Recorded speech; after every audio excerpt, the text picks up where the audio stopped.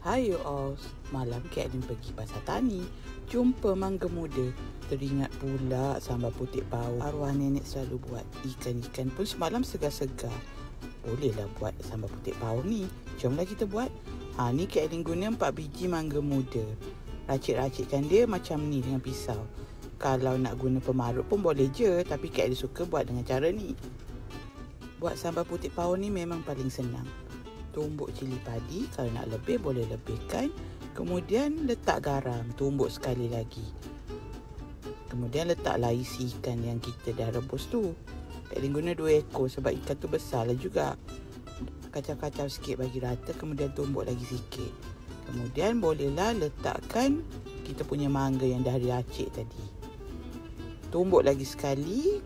Tak payah sampai hancur pun, gaul sebati. Kemudian boleh masukkan lebihan mangga yang diracik tadi, gaul lagi sekali, bagi sebati semua bahan. Siaplah sambal putik bau Kelantan kita. Lauk macam ni makan dengan nasi panas. Tak ada lauk lain pun tak apa, boleh buat. Hai you all, hari ni Kak Alin nak buat daging goreng kunyit versi Kelantan. Duk kemas-kemas seperti ais, nampak pula daging. Ada juga lada solok, memang ngam lah. Jomlah kita buat. Menu ni memang simple tapi boleh buat makan nasi bertambah-tambah. Potong daging tu jangan tebal-tebal sangat. Lepas tu lumur je garam kunyit. Perap sekejap dah boleh masukkan dalam kuali. Bagi air tu betul-betul kering, bolehlah masukkan minyak. Kalau Kak Alin sukalah minyak lebih sikit, barulah sedap. Goreng macam ni dulu sekejap. Lepas tu masukkan bawang Holland. Kalau buat daging goreng kunyit Kelantan, memang Kak Alin suka letak bawang Holland. Lagi sedap. Kemudian bolehlah letak lada solok dan cili merah yang telah dihiris. Kak Alin suka masak garing-garing sikit. Dah siap daging goreng kunyit versi Kelantan.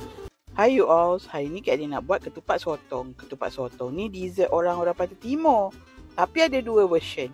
Yang Kak Alin nak buat ni Kelantan punya style. Jomlah kita buat. Ni sukatan untuk setengah kilo sotong. Sotong pun tak besar sangat.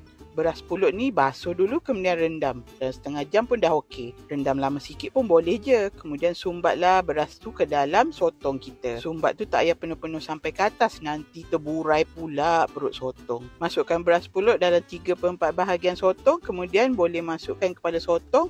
Dan cucuk dengan lidi macam dalam video. Buat ketupat sotong ni memang senang. Dah masukkan beras pulut dalam sotong, boleh leburkan bahan-bahan lain dalam periuk dan masak sekali. Kalau tak ada gula nisel ni, boleh je guna gula Melaka. Yang ni Kak Alin guna gula nisel yang besar. Kalau yang kecil boleh masukkan 2.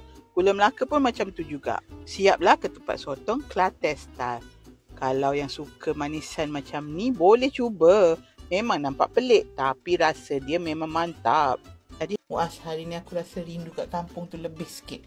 So aku nak buat gulai ayam Kelantan. Wah, sedapnya. Kak macam mana nak buat dia? Orang Kelantan panggil ni gulai darat juga. So marilah kita buat. So bahan-bahan ni kita kisar halus. Okey. Lepas tu kita tumis. Ini apa? Rempah 4 sekawan? 4 sekawan. Barulah beraroma kita punya gulai. Yeah, wangi-wangi. Dah wangi tu kita masukkan pula rempah kari. Oh, tak payah bancuh Kak? Tak payah bancuh. Masuk je macam tu rempah kari tu. Boleh guna je rempah kari apa-apa. Kalau rasa nak special, bolehlah beli daripada Kelantan tu ataupun beli kat Shopee je. Lepas tu masukkan air asam jawa. Oh, banyak ke Kak masuk ke sikit je? Tadi masuk dalam 1 cawan. Lepas tu kan yang macam gula nisel. Gula nisel. Perasa dengan garam, akan guna garam kasar.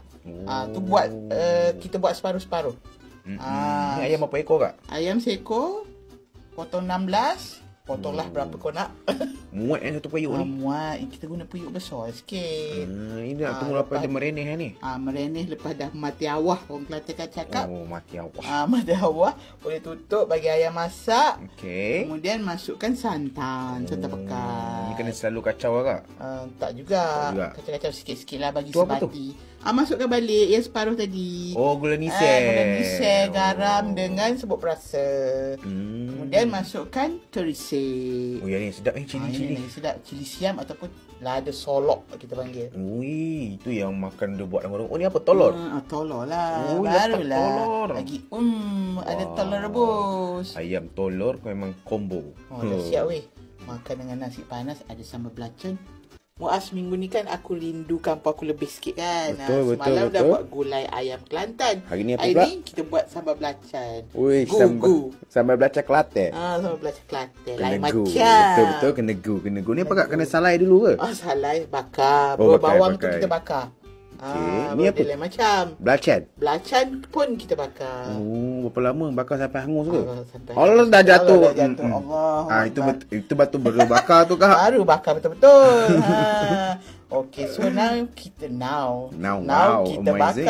bakar. Kita kisar bahan-bahan tu pula. Oh, yang bahan yang kita bakar tadi tu. Kita bakar tadi. Oh tak, belacan je yang kita guna. Okey. Lepas tu dengan cecili dan lelada, dengan bawang putih yang kita bakar juga tadi. Oh, kak yang warna kuning dah masuk cecair tu apa tadi? Tu tadi jus limau kasturi. Oh, ingat ke telur kuning. Masukkan juga limau kasturi yang yang kita belah dua, tapi buanglah biji dia. Oh, supaya tak pahit kak Betul. Ini apa? Garam, gula. Serbuk perasa semua kita masukkan. Oh, sedap sambal belacan ni. Kacau sebati. Ni Sebab dah tadi siap pun ni. dah ada ayam asam Jawa juga kita letak. Okey. Ni bawang yang kita bakar juga tadi kita hiris-hiris. Bawang yang kita bakar tadi tu. Masukkan juga tomato yang dipotong dadu. Last sekali masukkan lagi hirisan limau kasturi yang kecil-kecil nipis-nipis. Oh, so ada dia rasa macam apa, pahit-pahit kulit sikit lah. Semua ada lah. Balance. Makan dengan gulai ni ngam ni Macam kak. gulai semalam kan memang memang bertambah-tambah lah kita. Sedap weh. Ui, melilih-lilih. Ingat makan, ingat rasa.